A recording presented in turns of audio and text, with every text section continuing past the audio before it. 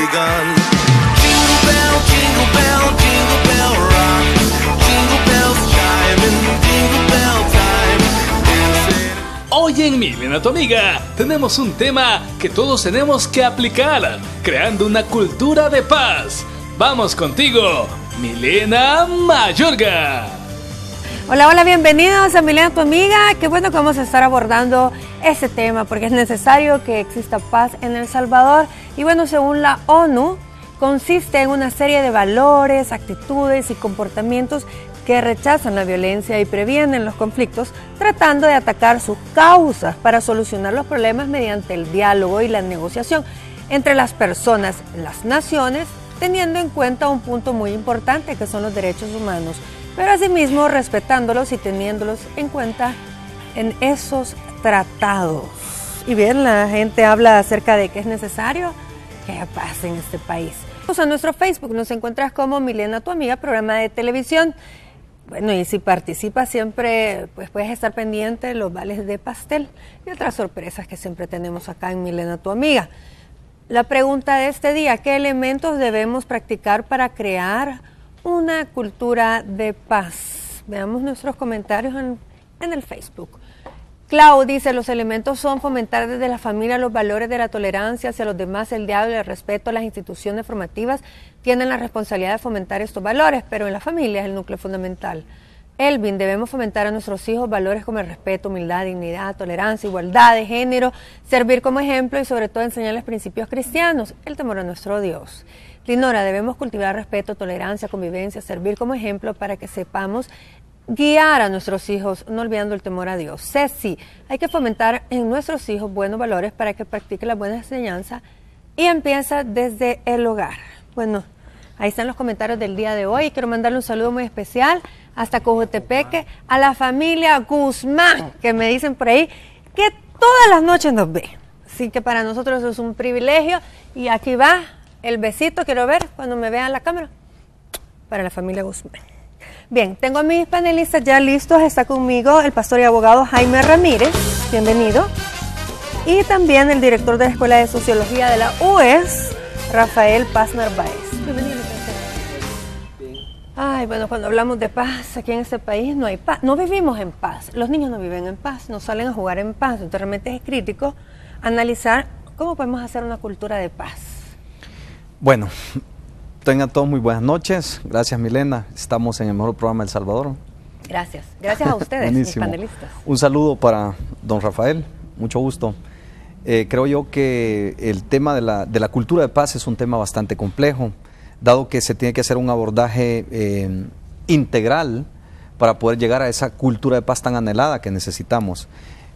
Cuando Jesús habló con respecto a esto, lo primero que hizo cuando Él viene y comienza su ministerio es que establece precisamente esos parámetros, esos tejidos que estaban descompuestos en aquel momento, dado que esto había sido generado por la injusticia, por la falta de un derecho justo, por la falta de la implementación de ciertos patrones de conducta que deberían de favorecer a las grandes mayorías, pero no, solo eran unas minorías los que tenían el poder, y en base a esto viene Jesús y les da un mensaje muy importante. Esto está en el Sermón del Monte, en el capítulo 5 del Evangelio según Mateo, y les dice Jesús: les voy a interpretar auténticamente la ley con respecto a esto para que ustedes tengan paz. Les dice, primer cosa que les da Jesús, y les dice: habéis oído que la ley dice ojo por ojo, diente por diente, mas yo os digo que aquel que te pegue en una mejilla, ponle tú la otra. Dice, qué interesante.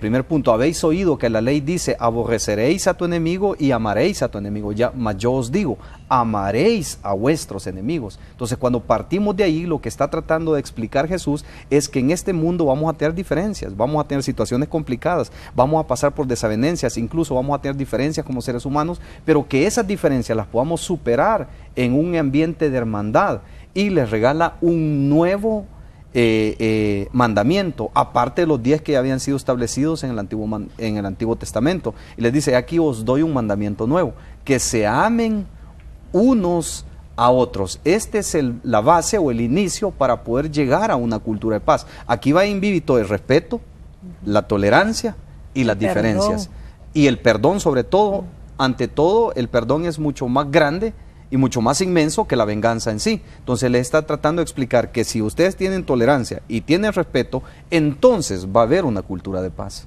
Bien. Y esto es lo que se necesita, perdón, acá en El Salvador, para poder llegar a esos aspectos tan fundamentales que necesitamos como lo es la paz. Pero esta paz no se va a lograr si en la casa no trabajamos con nuestros hijos enseñándoles el respeto y la tolerancia. Pero el problema es como no están los padres en casa, ese es el problema. Entonces nadie les enseña y crecen solos en las calles. Ahora, ¿qué entendemos cuando decimos cultura de paz? ¿Qué significa? ¿Qué cosas o qué factores intervienen? Sí, muy interesante. Yo creo que hay que recordar que el término cultura de paz nace con Naciones Unidas y prácticamente un nacimiento del siglo XXI. En 1999 es que Naciones Unidas llega a un acuerdo general, a una propuesta de lanzar un programa de paz para todo el planeta. Hay que recordar que también el mismo surgimiento de las Naciones Unidas es una organización internacional que aparece después de la Segunda Guerra Mundial, después de que la ciencia haya contribuido en mucho al ser humano, pero también muy negativamente, como fue en la Segunda Guerra Mundial. O sea, una de las grandes capacidades de destrucción que se desató en aquel momento tiene que ver con las capacidades científicas del ser humano. Pero el ser humano, así como tiene grandes capacidades para destruir, también tiene una gran capacidad para proponer soluciones, y en este caso yo creo que es una de las cosas que hay que rescatar de Naciones Unidas, el buscar una cultura de paz a nivel planetario. Efectivamente se propone, y es una necesidad porque prácticamente la especie humana, desde que aparece en el planeta, nunca se podría decir que ha gozado plenamente de la paz. Desde luego que la palabra casi paz... que en nuestro gen. Bueno, eso sería una cuestión muy biológica y muy naturalista. O sea que el ser humano es como... Pienso que tiende a lo malo, a veces a la violencia. Si uno mira, por ejemplo, nuestros parientes más cercanos en la biología, como por ejemplo chimpancés, que según se ha estudiado ellos tienen diversas culturas, no todos los grupos de chimpancés tienen los mismos hábitos sociales, resulta ser que unos son más violentos y otros grupos son más pacíficos. Entonces yo creo que la violencia es una cuestión aprendida en el ser humano. Precisamente por eso la palabra cultura de paz da una esperanza a la humanidad, porque nosotros podemos aprender como seres humanos a ser pacíficos. Y en ese sentido las grandes religiones mundiales, como por ejemplo el cristianismo, tiene fuertes vetas que le inspiran a muchos seres humanos a esa cultura de paz. Bueno, excelente. Tengo más panelistas para el tema de hoy. Nos vamos a ir a nuestro primer corte comercial. No nos cambie, estamos hablando de la cultura de paz.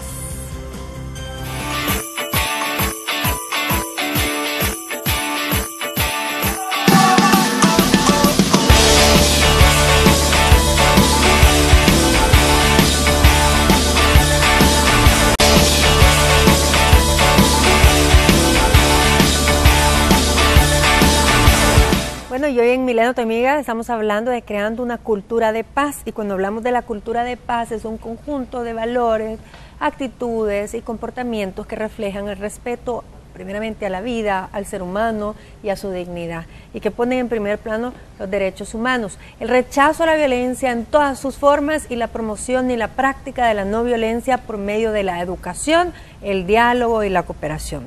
Tenemos también el día de hoy a la licenciada Margarita Ofarri, ella es psicóloga, bienvenida, licenciada. Gracias, Milena. Y también el licenciado Ulises Marinero, periodista y jefe de comunicaciones del Centro Judicial Ana Escatedra. Gracias, Milena. Excelente. En el bloque anterior yo mencioné brevemente que incluso hoy los niños viven intranquilos, no tienen paz de salir a jugar como tal vez lo tuvimos nosotros. Cada día el mundo está más violento y es grave porque realmente a veces se nos está saliendo de las manos, incluso cuando en el hogar podemos poner nuestro granito de arena y tratar de tener paz en el hogar, pero salimos a un mundo bien convulsionado. La cultura es algo vivo, es algo que estamos cambiando todos los días y que lo construimos entre todas, entre todos. Entonces, cuando nos vamos, por ejemplo, a las zonas más pobladas del país, donde viven las personas con más riesgo, nosotros podemos encontrar, nos acercamos a una pupusería, a una tienda, podemos encontrar diálogos de paz entre la gente y una convivencia totalmente armónica, y eso lo crean cada uno de los habitantes. Por ejemplo, con la niñez. Antes, cuando yo era niña, yo era hija de dominio. Yo no tenía que obedecer a los padres porque eran padres. Eso es lo que se llama la cultura androcentrista, donde viene desde arriba lo que te tienen que decir. Ahora, dentro de los derechos humanos que tú hablabas, las niñas, los niños, los adolescentes tienen derecho a opinar, a ser oídos. Entonces, yo un truco que les doy a todas las personas en la clínica y en mis cursos es: siéntate a platicar con alguien para aprender. Escucha lo que te tiene que decir, si tienes 5 años, 7, 9. Y después, si hay alguna idea que tú le puedes aportar, busquen juntos algo nuevo para construir. Y no como nos sentamos a dar órdenes o a decir yo soy la que sé, porque lo hago desde la academia o lo hago desde mi profesión. Te oigo desde que a ti es a quien te impacta y quien está viviendo día a día la violencia en la comunidad, en la casa o en la escuela. No, y es grave porque en nuestro país, licenciado, la violencia intrafamiliar es el pan de día. Estamos viendo cómo se violan los derechos incluso de la protección que tiene un niño porque su propio padre está violando a su hija, etcétera. Entonces, ¿cómo crecen esos niños y cómo van ellos a ser parte de una cultura de paz si desde pequeños están siendo violentados sus derechos? Bueno, de hecho, la cuestión de la intolerancia, la violencia intrafamiliar son de los casos que más continuamente se suele ver en los juzgados del país. Resulta de que hemos perdido, como sociedad, hemos perdido dos instituciones bien importantes. Una es la promoción de los valores y la tolerancia. Y además de eso hemos perdido la capacidad de comunicarnos, el diálogo. Priorizamos la reacción antes que la prevención. Resulta de que al no haber tolerancia, al no haber forma de expandir los valores, o sea, estamos creando personas más reactivas. Se dice en la teoría del liderazgo que idealmente el ser humano debe reunir las 7 H, ¿verdad? Que debe ser histórico, humano, honorable, honrado, humilde, debe de tener humor, debe de ser una persona que sepa Me convivir. gustó esa, las 7 H. Las 7 H más una H, que es la H de la hermosura. La hermosura se refiere a la hermosura del alma. Como el ser humano, sí, claro. Claro. Interno. La de veras. Claro. Promover el bien común, que las personas tendamos a promover, a hacer el bien común, pero se ha perdido eso, los niveles de tolerancia, el diálogo, las personas ya no platican, ya no solucionan los problemas alrededor de aprender a escuchar.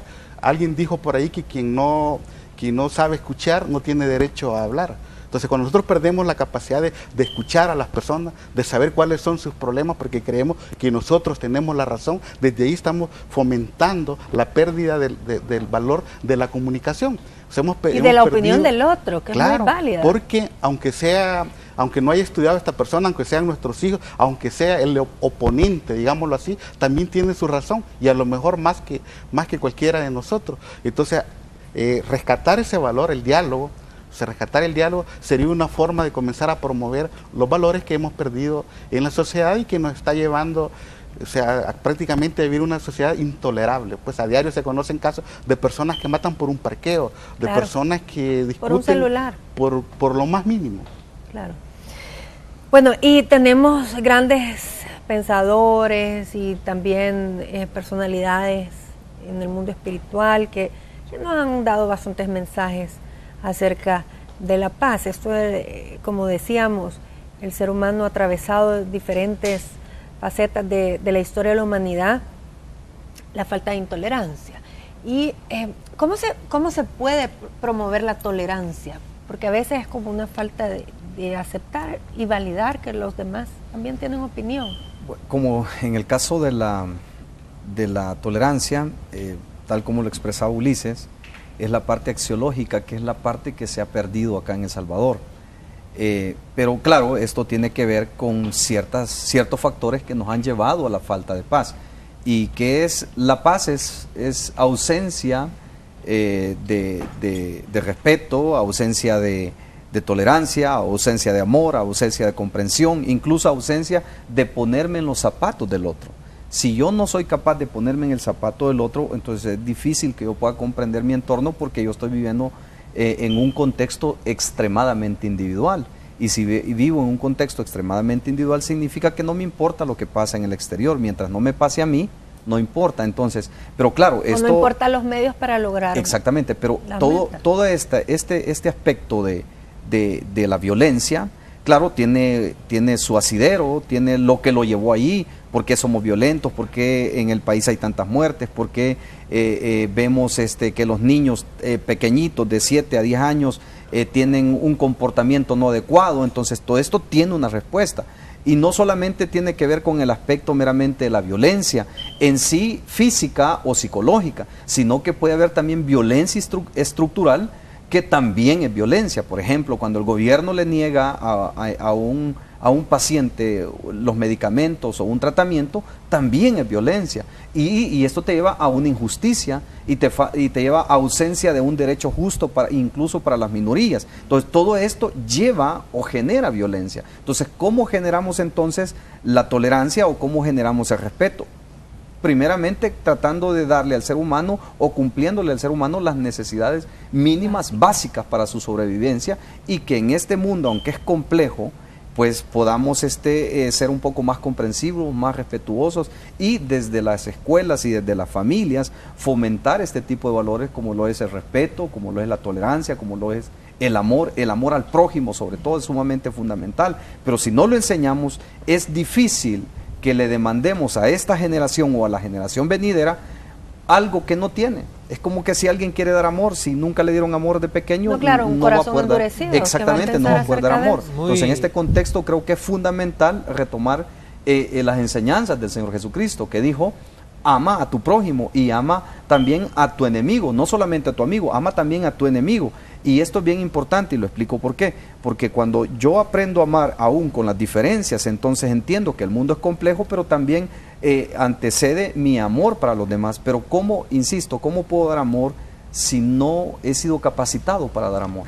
Muy interesante, digamos, el tema de la violencia estructural, porque la violencia estructural precisamente fue, digamos, un par de palabras que Ignacio de Acuría puso en el tapete, no puso en la mesa, y tiene que ver especialmente con la circunstancia de que en una sociedad como la salvadoreña no todas las personas tienen acceso a los beneficios del crecimiento económico. Me refiero, bueno, en el siglo pasado nosotros teníamos 500.000 millón de personas, 500.000 familias que eran campesinas sin tierra, gente que tenía que ir a contratarse para cortar café, algodón, caña de azúcar, para reunir dinero, para ir a alquilar a una persona que fuera propietaria de tierra para hacer su milpa y poder vivir. Como se comprende, en ese ciclo es muy difícil salir de la pobreza. Entonces, sabemos que hubo una reforma liberal a finales del siglo XIX, 1880-90. Acá había tierras colectivas, los pueblos originarios indígenas tenían tierras colectivas, los mestizos que lograban fundar vías, pueblos, ciudades, tenían tierras ejidales. Se hizo un decreto de extinción de las tierras ejidales, de las tierras de los indígenas, de tal manera que finalmente estas personas quedaron desheredadas, quedaron desposeídas. Y eso es, en pocas palabras, una injusticia estructural, porque la imposibilidad, nosotros tenemos ahora un país en el cual las personas jóvenes, aunque quieran, no pueden vivir a partir de su propio trabajo, porque no es tan fácil encontrar trabajo. Entonces eso es una violencia estructural. O sea, y yo en ese sentido diría, porque ahora pero esta violencia estructural es a nivel mundial. Hay países, claro, como Sí, el de pero nosotros. no es por eso que uno no la va a combatir. Yo creo que si no hay que confundir que una cultura de paz significa una cultura sumisa. Yo creo que el hecho de indignarse por las injusticias y de indignarse por las cuestiones que tenemos que cambiar, digamos, por todos los grupos desfavorecidos. Afortunadamente ya la niñez y las mujeres estamos en igualdad de derechos legales. Pero todos los demás grupos que pero están culturales excluidos, todavía hay muchos problemas. sí, en el momento en que se pueda luchar por sus derechos dentro del diálogo, con estrategias, con políticas públicas, pero si nos quedamos con la versión light de que cultura de paz es no pelearnos, sino no vayas a enojar a tu papá porque tal cosa no. O sea, vamos a hablar cuando se tiene que hablar y a solucionar el problema de raíz, tanto en la familia como fuera. Claro, es que ya la misma ONU reconoce que estar en paz no es carecer de violencia necesariamente. Por supuesto que hay que carecer de violencia, pero es tener satisfechas todas las necesidades y los servicios a los cuales un ciudadano tiene derecho. O sea, no podemos decir que alguien porque vive en una familia donde no hay violencia está viviendo en paz, si no tiene los suficientes ingresos para darle a sus hijos lo necesario. O el poder está tan desbalanceado que nada más se tienen que callar y obedecer a lo que dice el papá o la mamá y no ver los intereses de cada una de las personas que está ahí. Recientemente estoy en un seminario por ahí donde decían de que había un estudio que reflejaba que mujeres y hombres que ocupan el mismo puesto y que tienen las mismas funciones, las mujeres ganan casi un 15% menos que el hombre. Pues, ¿y a cuenta de qué? ¿Y a cuenta de qué? ¿El mismo trabajo? Es paz eso. Desde Bueno, luego que no, porque no se terminan de llenar las necesidades o las equidades que en este momento la sociedad demanda o exige. Christopher Moore, por ejemplo, establece que la violencia estructural es cuando se cosen los tejidos sociales debilitados. ¿Ve? Y cuando se cosen los tejidos sociales debilitados, dice Christopher Moore, cuando las necesidades son satisfechas, cuando hay una justicia, cuando hay un derecho equiparado, cuando las mayorías no quieren gobernar a pura fuerza a las minorías, sino más bien que les dan apertura democrática para que también puedan opinar. Entonces allí dice, estamos logrando, alcanzando una cultura de paz y estamos dejando atrás la violencia estructural. Pero tú hacías una pregunta bien fundamental, y la violencia estructural es un componente mundial, es un pensamiento mundial. Yo creo que sí es un pensamiento mundial, pero es mucho más agresivo este aspecto cuando se aplica o se vive en países subdesarrollados o en vías de desarrollo, lo voy a llamar así técnicamente, El Salvador, ¿verdad? Que El Salvador es un país en vías de desarrollo. Ves que la violencia estructural es mucho más marcada, porque el dueño del modo de producción es individualista completamente y no hay una distribución equitativa de las riquezas, de manera que esa famosa teoría de la campana de Hans, cuando llegas al rebalse económico y cuando ya comienza a rebalsar, todo ese dinero va a llegar a las capas más bajas, es falso. Se siguen abriendo otras tasas para que el dueño del modo de producción siga manteniendo ese poder y esos unos cuantos siguen abajo. Precisamente eso fue lo que dio origen a la violencia estructural de El Salvador históricamente, cuando José Mártir Aquino combatió en contra del gobierno federal salvadoreño, que el primer presidente federal de El Salvador fue José Manuel Arce.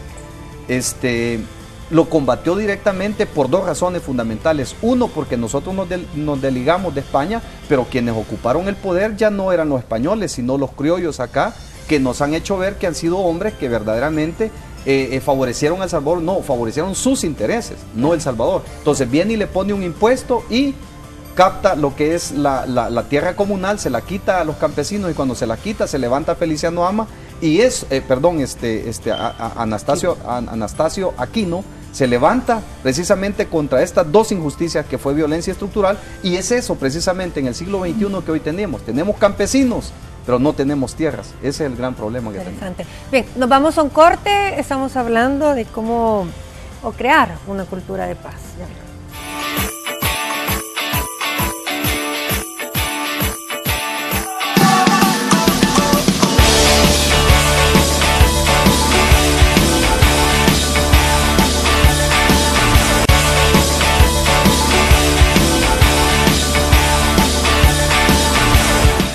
Estamos hablando de la cultura de paz e integra varios temas como los derechos humanos, las leyes, el desarrollo sostenible, la diversidad cultural y otros que tienen como principal objetivo sentar las bases para la no violencia, es decir, para la paz. En el bloque de comerciales nos quedamos hablando, incluso el licenciado Paz hacía referencia a la guerra que tuvimos y que...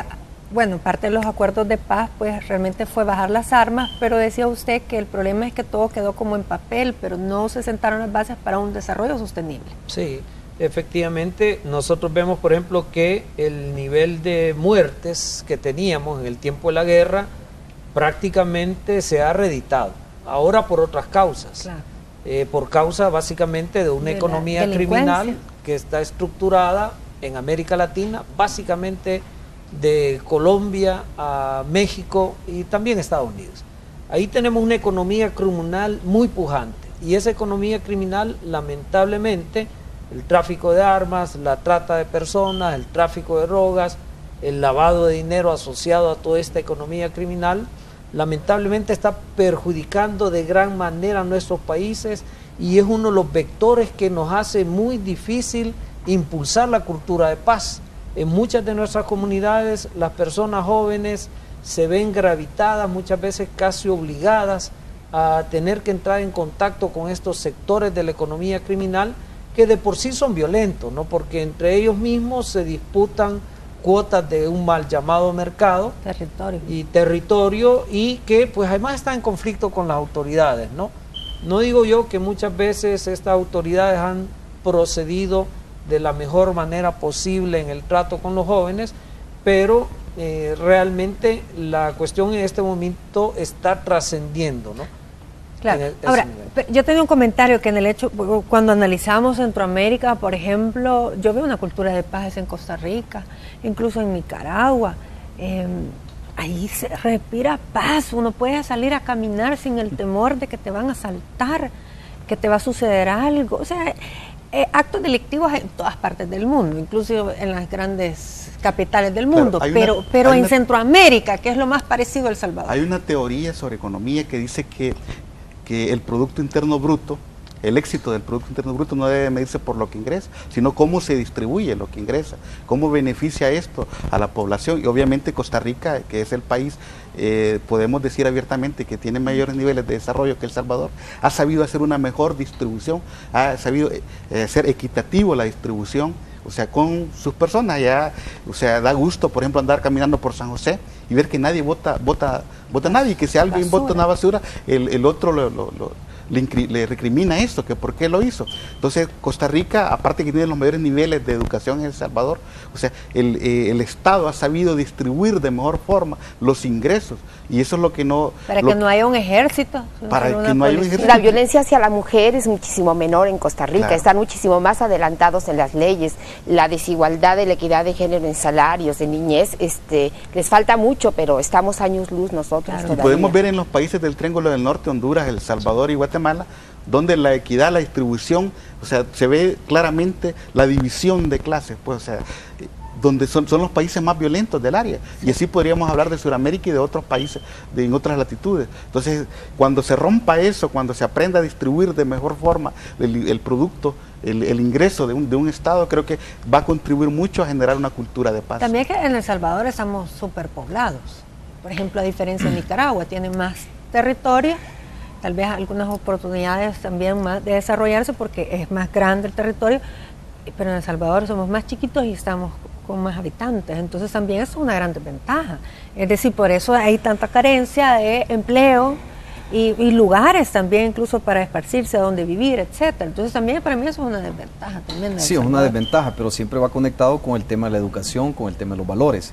Insisto, si nos enfocamos a poder, en estos momentos, si El Salvador dijera, bueno, tal como lo explica Ulises, y lo explica muy bien magistralmente, con el tema de la distribución del PIB para aspectos meramente sociales y no políticos ni populares, sino en base a las necesidades. Por ejemplo, aquí se quiere resolver un problema de educación, digo con toda claridad, con un vaso de leche, con uniformes y con zapatos. Eso es muy bueno, porque siempre he creído que un estómago lleno piensa mejor que un estómago vacío, pero también es violencia estructural y te explico por qué. Porque si esto lo hicieran en los 262 municipios, entonces sería justo y no solamente a una parte de la población. Pero qué tal si en vez de ese vaso de leche, ese uniforme, ese zapato, construyese escuelas en la isla Menéndez, por favor, Méndez, y en las islas donde no hay energía eléctrica, donde no hay agua potable, llevas ahí una escuela, también le estarías dando educación a aquellos niños que tanto lo necesitan. También esa es violencia estructural cuando no llevas la educación donde debe de llevarse.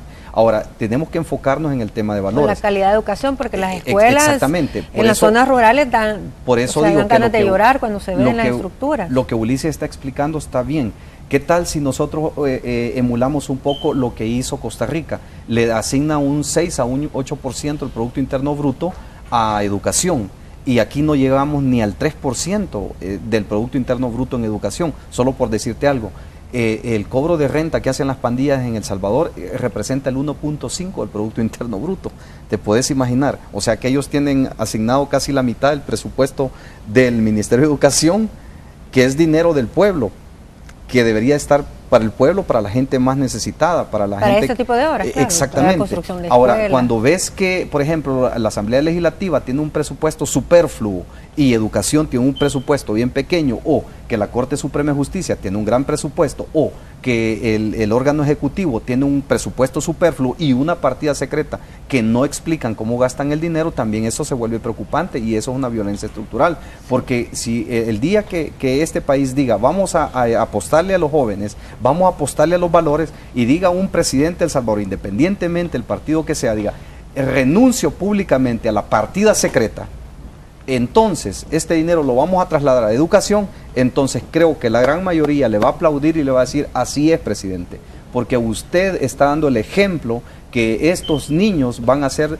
dentro de 15 o 20 años ciudadanos y van a decir, por este presidente que le apostó a la educación, es que ahora yo puedo decir que estamos trabajando en espacios libres de violencia, y esto es lo que necesita El Salvador, que trabajemos en espacios libres de violencia, pero esto lo vamos a lograr con valores, y qué mejor que los valores bíblicos. Creo que es bien importante esto. Pero no habló de renunciar a bonos ni nada de eso, ¿verdad? Va in vivito, sería bueno, Necesitamos un Mujica aquí.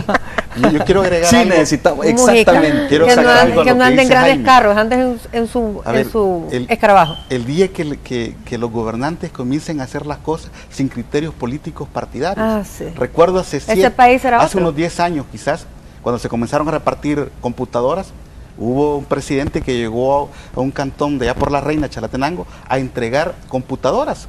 Entregó 21 computadoras, que era lo que formaba un CRA. Y los niños bien contentos con las computadoras, y cuando le preguntan a la profesora qué siente, dice ella, bueno, me siento feliz, lástima que no tenemos energía eléctrica. Ay. Es decir, el día... Pero eso es lo que va a pasar también hoy con Claro, el programa día de las que computadoras. prioricemos, y no solo eso, sino que les dan computadoras y hay profesores de informática que estén orientando a los niños para que estos niños no puedan ver pornografía, para que este instrumento que les han dado no Y sirva, para que los profesores tampoco la vean. no sirva como objeto Exactamente. para estimular la violencia. Exactamente. Es que también las redes sociales, la internet, es una vía Pero- por la cual se transmite Pero yo violencia, tengo una pornografía inquietud, y otros estamos elementos. hablando como que todo fue a la responsabilidad del Estado, No, del claro, gobierno, claro que no. y por supuesto que es, pero y la gente que nos está viendo, ¿qué va a decir? Ah, somos violentos porque el Estado es inequitativo. ¿Qué podemos hacer?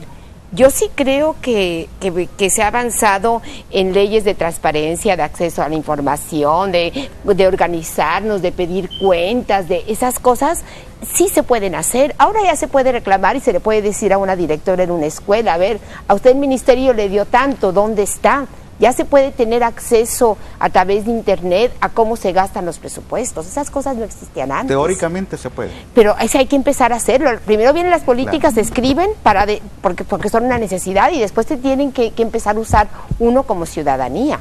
Ahora, Pero, perdón, sí. quiero insistir en este punto que dijo Ulises, es bien cierto. O sea, todo eso está bien, pero es un adorno si no lo exhibís, o solo exhibís lo que quieres que vean. En este sentido, creo que retomo la idea del el día que este país, un presidente, tome la batuta de esta nación sin pensar en En una su ideología. aspecto ideológico, entonces vamos a dar un paso fundamental, digamos, como dijeron los norteamericanos cuando llegaron a la luna. Es un pequeño paso para el hombre, pero es un gran paso para la humanidad.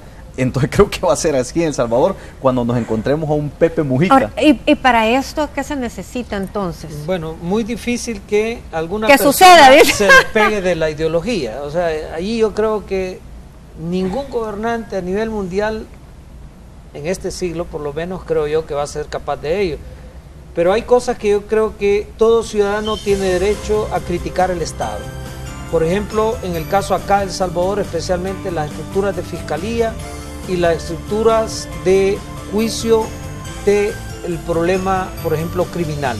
Creo que son dos de las grandes estructuras del Estado salvadoreño que necesitan realmente ser muy cuestionadas y muy criticadas, porque el nivel de eficacia, por ejemplo, de fiscalía es extraordinariamente bajo. Entonces, sí creo que los ciudadanos tienen derecho a criticar al Estado y a exigirle más al Estado. Y en este sentido, digamos, también es necesario hacer un buen balance de qué es lo que está ocurriendo de manera positiva y qué es lo que está ocurriendo de manera negativa, a dónde están los déficits. Y creo en ese sentido que programas como este le permiten a la persona en El Salvador, ciudadana, de elaborar un criterio más allá de lo que muchas veces hay corrientes principales que le quieren hacer creer. Allá, en ese sentido, muy involucrado con la ideología. Así es. Bueno, nos vamos a un corte, regreso inmediato para la conclusión del tema de hoy, creando una cultura de paz.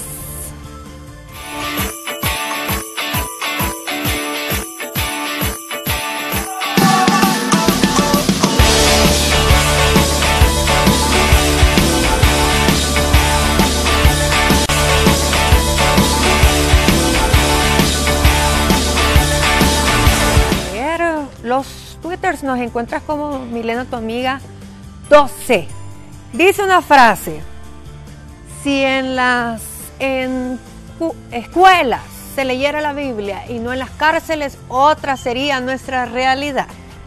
También el mismo, que es Diego Cideos, comenta: si queremos paz, deberíamos inculcar tales valores en la escuela desde el kinder con la lectura, consejos de la Biblia. Y él mismo dice: si así se hiciera, se generaría conciencia desde la niñez y se evitarían mucho las consecuencias por falta de ello. Me parece interesante el primer tweet que pone, que sería mejor leerlo en las escuelas que en las cárceles. La Biblia. Sí, la Biblia. Es que lo que sucede es, insisto, bien interesante. Lo que sucede es que cuando se comenzó a hablar aquí que queríamos volver a leer la Biblia en las escuelas, los diputados se opusieron, dijeron: ¿cuál Biblia? Si la católica o la evangélica, no importa cuál se lee. O sea, los dos dicen lo mismo, en primer lugar. Uno, y dos, no les vas a enseñar el contexto o aquellos textos incomprensibles a los niños, con solo que le enseñen los salmos y los proverbios, que les leas. Pero somos un estado laico, yo no creo que sea el camino. Perdón, es que eso es lo que quiero aclarar, y eso es lo que piensan la mayoría de ciudadanos, que cuando leen la Biblia piensan que es religión. No, se equivocan. Yo creo que cualquier estudioso, cualquier historiador, cualquier sociólogo y cualquier humanista serio sabe que Jesús no es religión. Y este es el gran problema que tiene la humanidad, porque asocian inmediatamente que hablamos de la Biblia, nos asocian con el cristianismo, y no, la Biblia tiene valores universales. Es más, quiero comentarles que cuando analizamos, estudiamos la palabra de Dios, nos vamos a dar cuenta que contiene todos los géneros literarios. Es lírica, es poética, es ampisal, es histórica, es jurídica, es económica, es filosófica, contiene todos los géneros literarios. Es más, quiero comentarles, de todas las leyes del planeta, incluso los de los países orientales, donde son mayoría musulmanes, sus leyes están basadas sobre la palabra de Dios, sobre la Biblia. El principio de no cometer homicidio está dentro de la Biblia, el principio de no violar está en la Biblia, el principio de la detención provisional está en la Biblia, por si no lo saben. Es bien importante. Lo que pasa es que vemos a la Biblia como religión, o cuando hablamos de Jesús creemos que Jesús es religión. De la Biblia pero perdón, solo quiero aclarar, Jesús no es religión. Jesús, al contrario, cuando Él vino a romper el status quo, el pensamiento religioso que había en aquel entonces. De manera que cuando hablamos de Cristo no hablamos de religión, y cuando hablamos de la Biblia no hablamos de religión. Estamos hablando de un estilo de vida que compone una serie de valores que Jesús dijo al individuo: si los haces te vivir bien. Y yo, como ciudadano salvadoreño de esta República del Salvador, le puedo decir que practicando lo que Jesús dice, créanme que puedo lograr la paz en mi familia, cosa que no la lograba fuera de este contexto. Entonces lo aclaro, pongo mi ejemplo. Claro, ese es un tema que ojalá nos invites un día a hablar del laicismo y de la Biblia. Habría que practicar lo que Jesús, lo que Gandhi, lo que la Madre Teresa, todos los líderes hicieron y dijeron. La Biblia no la escribió Jesús, y el problema es que la Biblia está escrita antes de tener toda la cultura de derechos humanos, y si se hacen interpretaciones muy literales se pueden estar justificando actos de violencia. No todas las personas tienen la cultura del compañero, ni tienen la capacidad de ponerla en contexto. Entonces, sí, yo vería con mucho recelo que se instituyera en las escuelas como una lectura obligatoria, habiendo tantos escritos y tantos pensadores basados en Jesús y en todos los líderes que nos han legado tanto, que pueden hablar de valores, pero actualizados. Yo tengo mis reservas también respecto a eso, porque obviamente la Biblia es una versión, o sea, alrededor de Jesús. O sea, pero entonces, ¿por qué no leerles la Constitución?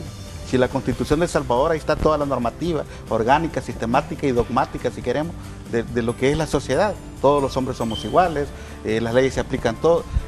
Sería bueno conocer la Constitución sea, realmente. ¿por qué Pero no en un comenzar? Y hay Si una no se van a Constitución aburrir los infantil. alumnos. Sí, no, hay una Constitución infantil. Claro, si se les da comentada, creo que no. Si se prepara a la gente, creo que no.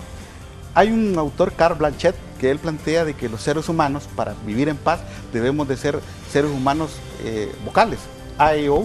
A dice, tenemos que ser seres amigables, tenemos que ser seres equitativos, tenemos que ser seres inteligentes desde el punto de vista emocional, tenemos que ser seres organizados y tenemos que ser seres útiles a la sociedad, útiles a hacer el bien común. Si reunimos esas cinco características, digamos de que somos personas proclives a hacer el bien. Le cedo brevemente la palabra para que Muy no bien. se quede. Yo creo que en la escuela salvadoreña, porque yo la estoy visitando constantemente a raíz de una investigación, realmente la Biblia y el cristianismo están profundamente enraizados. Porque se los enseñan en la familia, en su casa. Muchas maestras y maestros empiezan el día con una oración. Los actos patrióticos y de otro tipo se empiezan con una oración. Okay. Se está leyendo constantemente la Biblia. De hecho, yo creo que en algunos casos, algunos problemas quieren resolverse acudiendo, por ejemplo, a una oración, cuando realmente... A veces necesitamos acción. Necesitamos otras cosas, no solamente oración. Entonces, no creo que la problemática salvadoreña venga de que el cuerpo docente carezca de un compromiso religioso. Yo creo que la gran mayoría de docentes tienen este tipo de compromiso. Y creo que debemos buscar soluciones en otros lados. Así es, además. Y voy a cerrar con esta frase célebre: el respeto al derecho ajeno es la paz. Y con esto cierro. Buenas noches y les agradezco a los panelistas. Y nada más, nada menos que de Benito.